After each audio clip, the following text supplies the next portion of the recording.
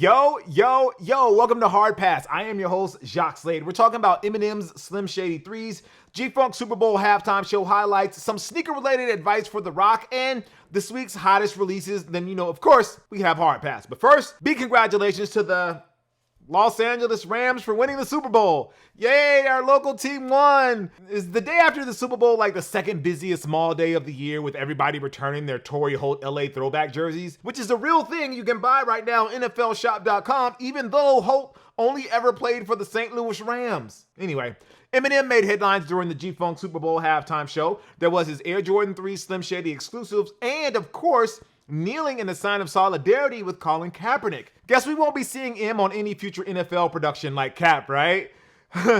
That makes me uncomfortable. But of course, this show was all about Dre. A little bummer that it was mostly about post-Death Row Dre. By the way, shout out to Snoop for acquiring Death Row and wearing the chain that made everybody forget about the FaZe Clan trinket he also had on his neck. It was a great show all around. I was a little shocked Dre wasn't wearing his white Air Force One lows though. That became a meme at one point. Those is Mondays. Going back. That's Monday. That's Monday. Okay, where your Tuesday joints? Tuesday. Okay, Tuesday. Wednesday. Thursday. Friday. But it turns out he was wearing a special version of the black Air Force One mids with the swoosh curiously removed while LeBron James got the matching white pair. So, do the black Air Force One low rules still apply to the mid? I mean, it worked for Giannis. Is Dre about to get serious and finally drop Detox? These are all questions we all want to know the answer to. By the way, here's a quick list of people that I wish would have made a cameo during the G-Funk halftime show. Corrupt, Hologram Tupac, Hologram Eazy-E, Hologram Nate Dogg, Warren G, Michael McDonald, the DLC, Daz Dillinger, MC Ren, 2003 50 Cent, Lady of Rage, Exhibit, that one guy that felt like he was on every 2001 track but didn't do anything afterwards. I could go on for days. So last week, we recorded Hard Pass just as Ben Simmons and James Harden, that whole trade thing was being finalized. We said we might talk about it this week, and well, I don't really have much to say because whatever, my Lakers suck and nothing really matters at this point, but I do have a comment about this nugget by James. Originally, when I was going through everything I was going through, in Houston, Philly was my first choice. Had to go to Brooklyn. The divide over acronym and the Nike Blazer low collab continues as more custom heel clips have started to surface. I still think my original take stands that while it's cool to look at and I'm super pumped to see what other creations can come out of those 3D printers, it's not going to be a mainstream hit because of the barrier to entry in order to make those heel clips. That being said, somebody is going to build an entire Yeezy foam runner-like shell that wraps around the shoe, and to be honest, I'm here for the trolling, man. Jack Harlow is an ambassador for New Balance now, and I know 7 of the 9 words in that last sentence. John Geiger is dropping an NFT of his Air Force One knockoffs along with a copy of his ongoing lawsuit with Nike, and I kind of wish I didn't know a bunch of words in that last sentence. Tinker Hatfield has created 120 NFTs that include real signed Nike Air Max 1 Oregon PEs that will be auctioned off with proceeds going to Oregon student athletes. Not only that, every time the NFT is resold, 10% of the sales goes back to the student athletes. I might not be the biggest believer in NFTs, but the idea that an NCAA stan who doesn't think athletes should be paid but will invest in JPEGs will buy one of these Tinker NFTs and directly fund Oregon kids? That's kind of funny to me. DJ Khaled is back with another nickname, yes, another one, for the Air Jordan 1 Board of Governors pair that he recently received. Call these the Aspen meeting that never happened. Still, come get this. Look at this, how beautiful. Look. Call me MJ. Still. So, there was a meeting planned in Aspen, but it never happened. Does Khaled not have a personal assistant to tell him to wrap up said meeting so he can go to Aspen? Won't somebody tell him that the whole gimmick is getting close to an expiration date? And wouldn't it be cool if Jordan Brand signed a British athlete just so we can hear somebody say they got their Board of Governors ones? Right? Roy? Right? Roy? I don't know. The Winter Olympics are over, and the only sneaker highlight I've seen is the son of Kenny Powers, Matthew Hamilton, rocking a modified Nike SB What the Paul that he could wear for curling. It might end up being the most unexpected sneaker moment of 2022, unless Khaled shows up to the Aspen meeting in adidas Yeezys. That would be unexpected. But before we move on to the next segment, I just want to give my prayers and well wishes to the lady who was stabbed during an altercation this week that took place during a line for a sneaker launch at the Foot Locker on Melrose. As of this recording, there are varying reports as to what led to the stabbing and the relationship of the parties involved, with ABC News claiming that the police are treating this as a domestic violence case. This terrible event comes off the tragic shooting of Jaron Bradford less than a year ago, also on Melrose, as he was trying to calm down another argument over a sneaker line. What is clear to me is that whether it's a domestic violence incident or not, no shoes are worth getting into an argument over. Sadly, if people are going to keep acting this way, I guess no shoes are worth getting in line for either. All right, I want to introduce a new bit here on the show where we pitch a sneaker concept to someone out there who needs it. We might give it a name if it goes well, or we may never do this again. Whatever. Co-writer was just really amped about this, and well, it's about one of our faves here on the show, Jennifer No, co-writer. That's for the OnlyFans version of the show. Anyways, this one goes out to Dwayne "The Rock" Johnson. You know, the most electrifying man in sports and entertainment and whatnot. He recently cut a promo at SoFi Stadium to kick off the Super Bowl, and he was in a commercial for DC's upcoming movies this year. Something about changing the power structure of the DC universe, I think, was the pitch. Sure you are, Rocky. Sure you are. But here's my question. How are you going to restructure something that might not even exist if DC's 2022 slate are standalone films that don't lead to a new Justice League movie down the line? That's just one of the questions I have. But that's not why we're here. We want to pitch an entire collection of Project Rock trainers based on his legendary career in the WWE. It could be an official collab with the wrestling company that Rocky helped elevate to a billion-dollar company and whatnot, but why Under Armour hasn't done this is a little baffling. I get that The Rock has transcended his wrestling career and the majority of his fans know him more for his movies and TV roles, but you can't tell me that his day one fans who were there for the Rocky Maivia and Nation of Domination era would not buy Project Rocks based on those moments. Like, where is the Project Rock 4 trainer that recalls his iconic $500 shirts? With Louis Vuitton and Prada making headlines for the recent team-ups with Nike and Adidas respectively, how has nobody at UA reached out to Versace, or as Ye used to say, Versace, to make this happen? It would probably retail for more than $500, but the chase for them from wrestling fans and sneakerheads would rival that of the Jordan Dior ones. Yes, wrestling fans are that serious about their fandom. If Jordan Brand controlled the Knicks and other teams MJ has beaten with some of the colorways they release, surely Under Armour can drop a Project Rock and Lakers colors when he had a rock concert, get it, in Sacramento and made fun of the Kings for being, well, the Kings in May. I understand that the whole thing behind the Project Rock project is all about taking training seriously and living the iron paradise or whatever Rocky calls his gym, but damn, can we have some fun? Just a little bit? Give us tracksuit rock, man. The people are chanting for it.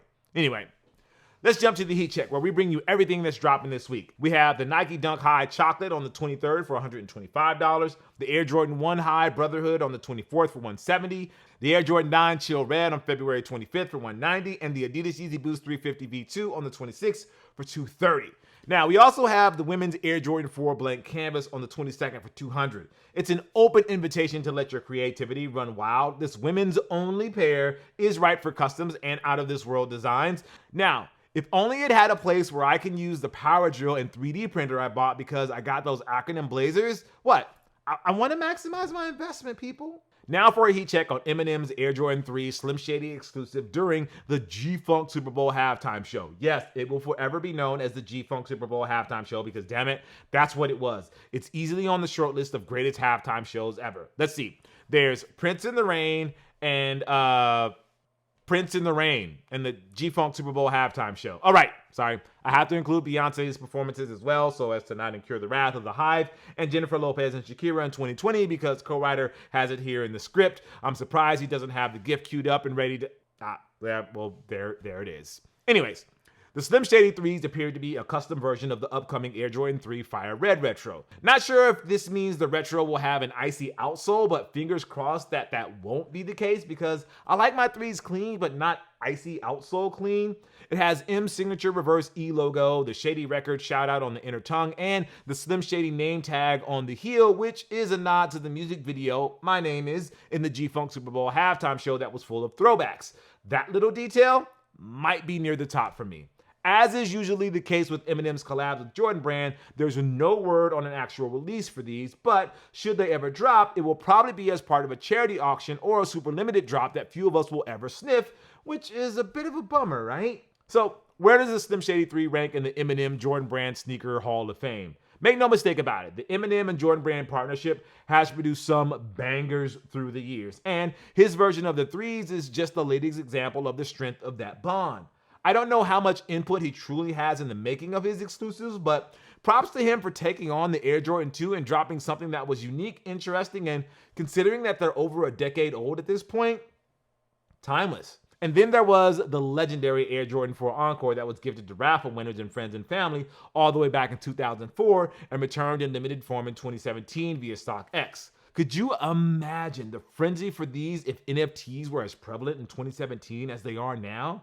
I can't even imagine the funny money that would be trading for a JPEG of these.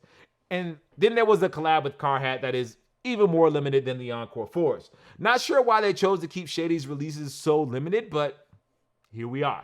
Personally, I will put the Way I Am 2s at number 4 with no shade whatsoever, followed by the Slim Shady 3s at number 3. The Encore 4s at number 2 and the Carhat 4s at number 1. I do hope that the Slim Shady 3s get an actual release. If you had to pick one of Eminem's collabs to get a wider release, which one would you pick? Let me know down in the comments below. Anyways, this week's Hard Pass actually goes to PJ Tucker's title of Sneaker King. During an interview with Nick DePaula, PJ claims to not be a fan of the moniker, saying that he would prefer to be known as a guy who just likes sneakers. I mean, I'm not mad at that. I kind of understand where he's coming from. As somebody who catches jokes from co-writer, the real one, about the sneakers I get for unboxings, I understand.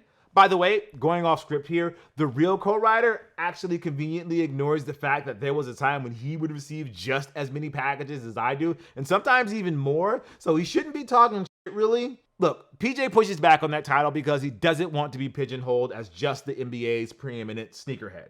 My guess is he would prefer to be known as an NBA player who grinded and hustled and worked his way into a prominent position in the league and has used his platform to expand his brand into uncharted territories such as the high fashion world. Not only is he a sneaker guy, but he's also a valuable player on the court and a great performer and an NBA champion. On the other hand, I don't see the downside to being called the Sneaker King.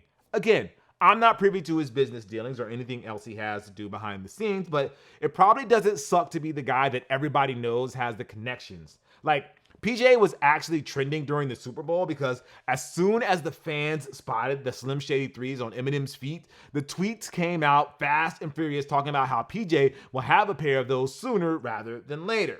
You might think it's a joke, but just a few days before the Super Bowl, PJ got everybody talking when he showed off his latest find, an exclusive version of the Air Jordan 4 made for Carmelo Anthony. It's a continuation of a bit PJ and Melo have, where Melo has all these exclusive J's that he acquired through the years as one of the patron saints of Jordan Brand, and yet PJ is able to secure a pair for himself. It's like PJ is the Agent 47 of sneakers, and he's able to infiltrate the highest levels of the sneaker PE Illuminati and escape without a trace. Like, co-writer right now is obsessed with the Hitman trilogy, and I bet you he could come up with a sneaker-based level where PJ hires 47 to sneak into the Lakers room at Staples Center during a game against the Miami Heat. Like, 47 could dress up as Tyler Hero and throw coins at the security guard so he can walk past them, and then he would like make his way into the locker room. And if 47 can't get through the front door, he can use the secret tunnel that Chris Paul used when he tried to fight the Clippers. Bonus XP if 47 can also sneak into the Clippers locker room and find Kawhi's next New Balance sneaker, and yeah, well, that's it. There's really nothing else there in the Clippers locker room.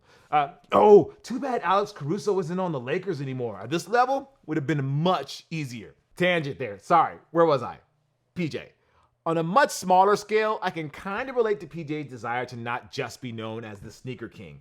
But the perks of being that guy probably doesn't hurt as well. But what do you think? If you were an NBA player, would you mind if all people knew you for was your sneaker collection, or would you rather be someone who got props for their game as well?